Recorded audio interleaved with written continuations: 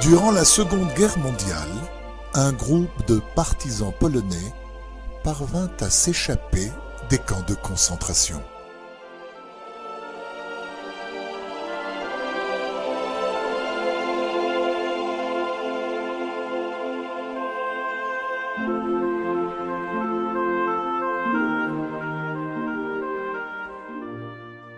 Parmi eux, il y avait quelques juifs et d'anciens officiers polonais. Bien organisés et solidaires, ils réussirent à causer des pertes parmi les nazis. Durant l'une de leurs expéditions, ils trouvèrent un vieux rabbin, affamé, qui avait été laissé pour mort par les soldats allemands qui avaient tué toute sa famille.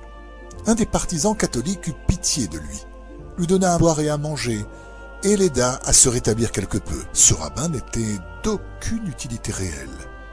On le chargea donc de faire la cuisine et de prier pour la sécurité des combattants.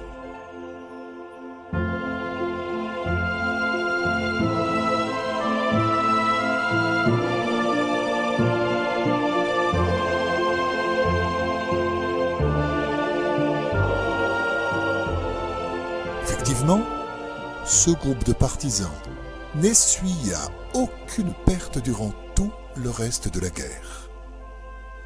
Une fois la guerre finie, le groupe se dispersa. Certains retournèrent en Pologne, d'autres en Lituanie, d'autres devinrent des personnes déplacées errant d'un camp à l'autre, d'un pays à l'autre.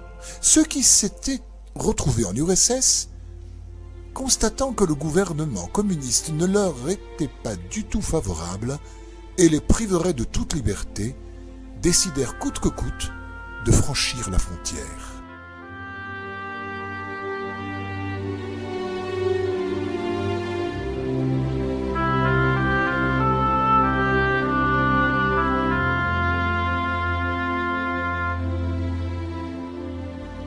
Il fallait quitter le territoire soviétique de nuit.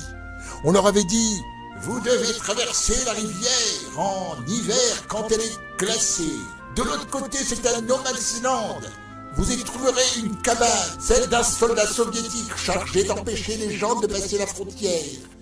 Il tire, surtout ceux qui bougent. Cependant, à 1h du matin, il quitte sa cabane, marche quelques kilomètres jusqu'à la cabane suivante où il retrouve un autre soldat.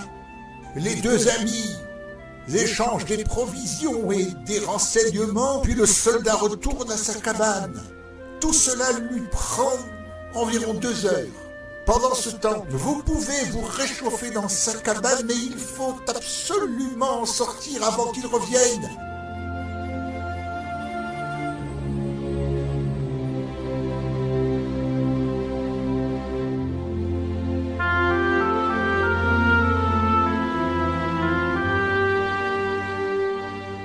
Parmi les partisans, il n'y avait que des jeunes. Les anciens avaient depuis longtemps renoncé à ce genre d'aventure et s'étaient résignés à rester en Union soviétique. Le seul qui voulut se joindre aux jeunes gens était le vieux rabbin. Une discussion agitée s'ensuivit. « Laissons-le là, il pourra toujours se débrouiller ici, il va nous retarder, il ne pourra pas marcher aussi vite que nous. Nous l'avons déjà sauvé et avons fait pour lui plus que nécessaire. » Mais un partisan chrétien s'exclama. « Si nous le laissons derrière, nous sommes condamnés. Je ne partirai pas sans lui. »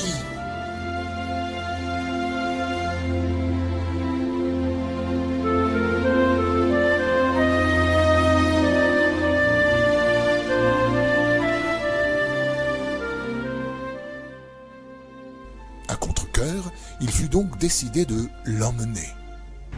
C'était une nuit terriblement glaciale. Une tempête de neige s'était levée. Le chef partisan avait vu juste. Le vieil homme ne pouvait garder le rythme, monter et descendre les collines enneigées plus d'une fois. Ils furent obligés de ralentir pour atteindre le rabbin. Ils durent même le porter, bien qu'il fût très frêle. Il représentait néanmoins un fardeau pour ces hommes vigoureux qui regrettaient en silence de l'avoir emmené.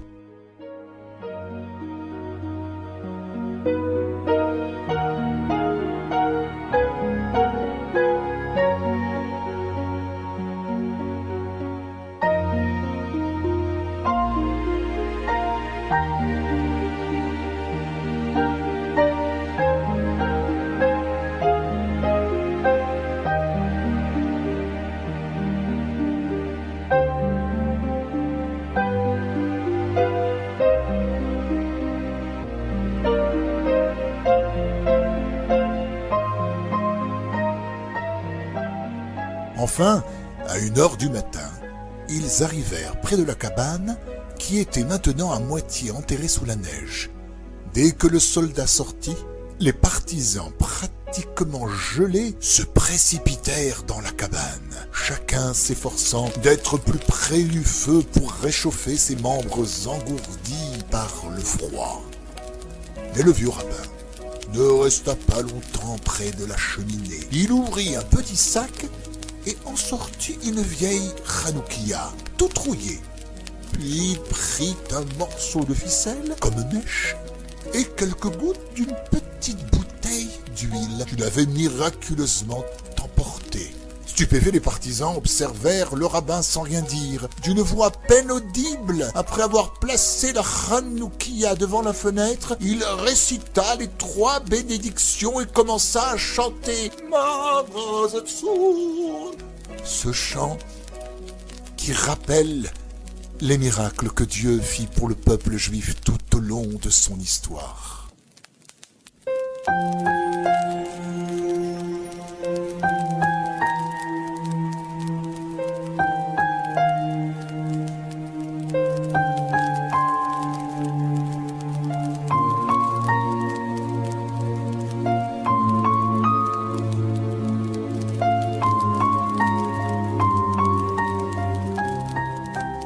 C'en était trop. Le chef du groupe sortit de ses gonds et hurla « Éteignez cette lumière! Vous allez ramener le soldat russe en catastrophe et il va tous nous tuer !» Le rabbin expliqua que c'était le premier soir de Hanouka, qu'il n'éteindrait pas la flamme, qui ne devait durer, après tout, qu'une demi-heure. À ce moment, la porte de la cabane s'ouvrit violemment. Un immense soldat soviétique entra, leur intimidant l'ordre de mettre les mains en l'air. Il s'approcha du rabbin et lui dit « Moi aussi, je suis juif. Cela fait 6 ans que je n'ai pas vu de menorah. » Il embrassa le rabbin et se mit à pleurer. « Après avoir quitté la cabane, je me suis rappelé que j'avais oublié des rapports dans un tiroir. Je suis retourné et j'ai vu cette petite lumière. Je n'en croyais pas mes yeux, une Hanoukia dans ce no man's land, en pleine tempête dans ma cabane. »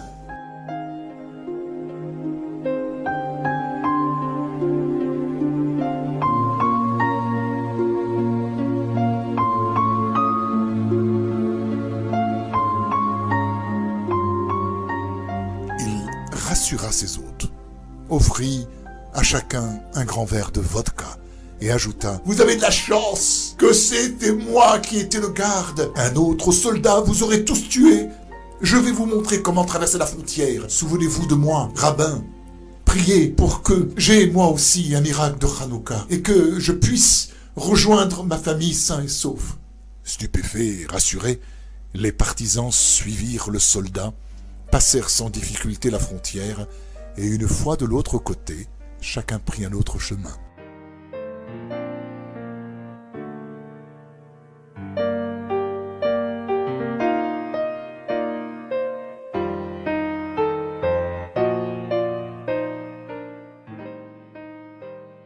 Le vieux rabbin se rendit en Israël et raconta son histoire à d'autres survivants qui, à leur tour, me la racontèrent quand j'étais petit.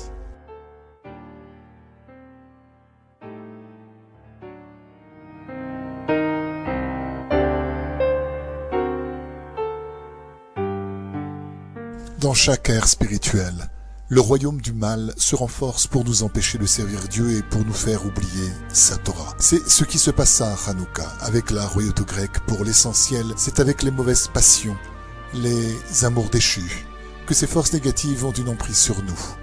Grâce à Rabbi Nachman, point de sainteté du peuple d'Israël, là où réside la lumière de l'amour du côté de la sainteté, on soumet ces attaques et l'on annule le mal. Ainsi, le miracle de Hanouka eut lieu grâce aux Kohanim, aspect des tzadikim, qui sont méritants de cette lumière. Et grâce à la fiole d'huile d'olive scellée au-dessous du Kohen Gadol, le grand prêtre, en d'autres termes, même si les forces de l'autre côté impurifient toutes les huiles, allusion à l'intellect, l'esprit de tout un chacun du peuple d'Israël, malgré tout Hachem béni soit-il a pitié de son peuple, et nous envoie dans chaque ère spirituelle un tzadik authentique, qui garde l'alliance de la pureté à la perfection. Ainsi, son esprit est parfait, tout comme cette petite fiole d'huile pure cachetée du sceau du Kohen Gadol. Allusion au tzaddik, le point qui inclut tout. Avec cette force-là, le juste a le pouvoir de réveiller tout Israël. C'est de là que provient la lumière de Hanouka, que chacun allume dans sa maison. On reçoit alors une clarté spirituelle qui découle de ce point, de l'esprit du tzaddik. Nous éclairons ainsi notre parcelle de sainteté. L'obscurité et les mauvaises passions, les amours déchus, sont annulés. Notre cœur s'attache à Dieu béni soit-il. C'est cela, Hanouka, de la racine Chinour, éducation. C'est grâce à la lumière de ce point du tzaddik que l'on s'éduque et l'on commence réellement à servir Dieu. Ce point lumineux, si l'on peut le nommer ainsi, s'inclut en trois aspects. Le point du tzaddik, le point que chacun doit capter et apprendre de son prochain, le point que l'on reçoit en parlant avec Dieu, qu'Hachem nous donne le mérite de recevoir cette belle lumière grâce à la fête de Hanouka. Amen. Chag Sameach.